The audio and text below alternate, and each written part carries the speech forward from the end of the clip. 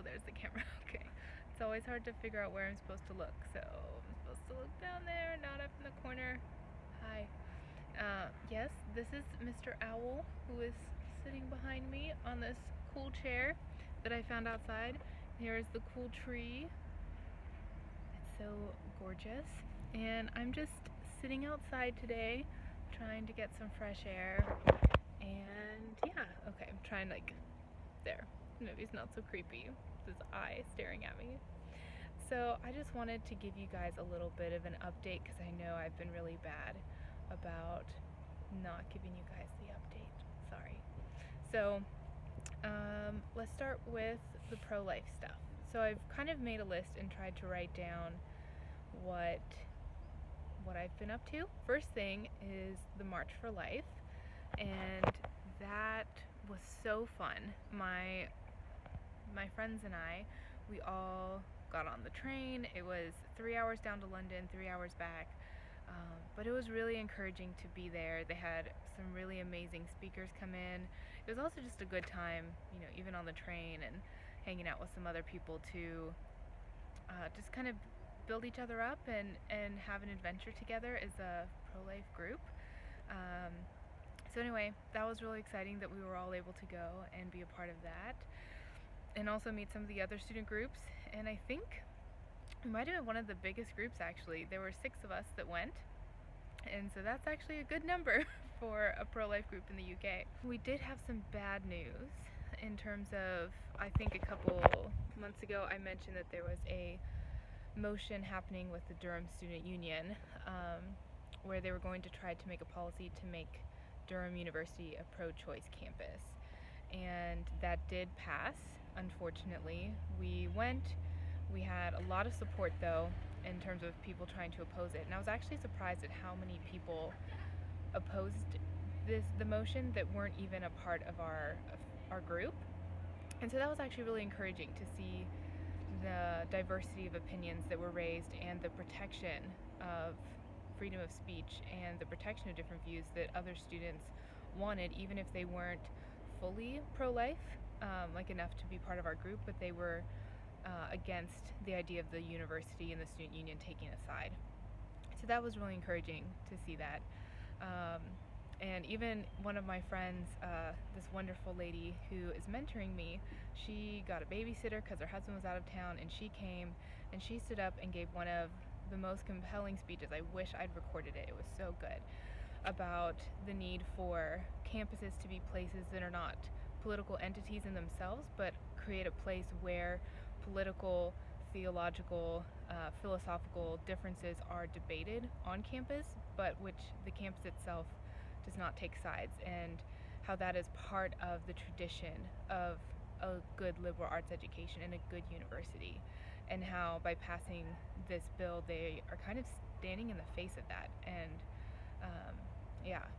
spinning in the face of that idea. So I was really proud of her for coming, and even afterwards, the next day, she told me of the opportunity that it opened up for her to share with her kids and have some difficult talks with them about what's happening in our countries, and why she went, and what abortion is, and things like that. And so anyway, it was really cool to see that even in the face of something that was really sad and derogatory in terms of the fact that it passed, to also see God's hand at work in individuals and what God is doing in the bigger picture. So that was really exciting. And let me see, I made a list. Sorry, I'm trying to block the weird owl. Okay, so in terms of a few other things, we do have our application in, and we're still waiting to hear back from the university if we will get to be granted status as an actual student society. I hear through the grapevine that we should be allowed to be a group. The only question really is when they're going to tell us.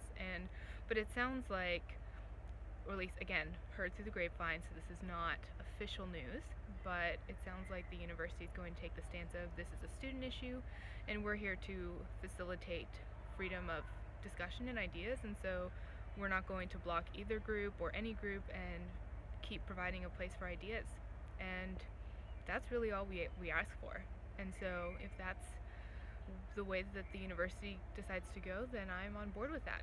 So that would be great, and that would hopefully mean that we would be allowed to be a group. So we'll just have to see what they officially say, hopefully soon. We have some really exciting plans in the work for this next year. Hello, Mr. Owl. Sorry, I keep switching hands because your phone gets heavy after a while. I don't know why. But anyway, so we have some really exciting plans for fall and a lot of ideas and things that we're working on now in summer while the undergrad students are at home. So one of the things we're going to be doing is we're going to host a conference, hopefully inviting other students from nearby universities, and it's going to be a whole weekend, well, a whole day, not a weekend, but a whole day of training specifically on how to do street outreach. And by street outreach, I mean we are going to be practicing this summer so that in fall we can tell other people how to do this. And the idea is that we will be going out kind of like those live action videos, the Change My Mind videos, where they go out with a tablet and they just ask people, like, what's your thought on abortion? And then they ask, have you ever seen an abortion? And then they show them a animated video describing an abortion procedure, and then just ask them, what are your thoughts after seeing this video? And we think that's going to be a really positive way to start influencing people and getting the truth out there of what's actually happening, creating more dialogue, and also pretty easy in terms of for the students because they get to show video. It's not all this onus on them to know all the right things to say and feel like they have to know every philosophical answer. Plus it's really compelling visually for the person listening as well. So I think this could be a really effective means of communicating the pro-life message in the public square. So that will be happening with just a few of us this summer, and hopefully we will get a lot more traction in the fall. So that's an exciting thing we have coming. And then there are also plans in motion for Pregnancy Resource Center, and we'll kind of just have to see where that goes and how that progresses. I've kind of had to put some of that on the back burner just a little bit so I can focus on my studies and finish well, but I will be getting to that next too, how these kind of fit together. So this kind of is a good segue actually, because basically I got my official letter from the university saying that they would like to accept me as a PhD student, so yay, praise the Lord. But there's a caveat. They gave me a conditional offer, and so that depends on what my grade is for this dissertation that I'm working on now. The dissertation is due in September, and therefore I need to knuckle down, work really hard, get the best grade possible so that, yeah, when they grade it, it helps me achieve the marks that they want to see to let me progress to be a PhD student. So anyway, that's what's going on. So that's why I'm kind of putting the PRC on the back burner for the next month or 2 months. But that said, because it's a conditional offer and they need to know what I achieve as my marks for this degree, that means that I can't start in August or in October, because that's when they'll find out what my grades are, and I still have to get funds and visa and all this other stuff. So that means that I won't start till January. But I was actually hoping to start in January and not October, because that would mean that I would have from like the end of September all the way through January to not have studies to worry about, and I can 100% kind of dedicate myself to making sure we're ready for fall for the Students for Life stuff and pushing through on this pregnancy center stuff. So I know I will have plenty of time to get that ball rolling so that when January comes, things are already in motion, and it will be easier to kind of maintain some of those things when starting studies instead of doing it all at once. So that's exciting news.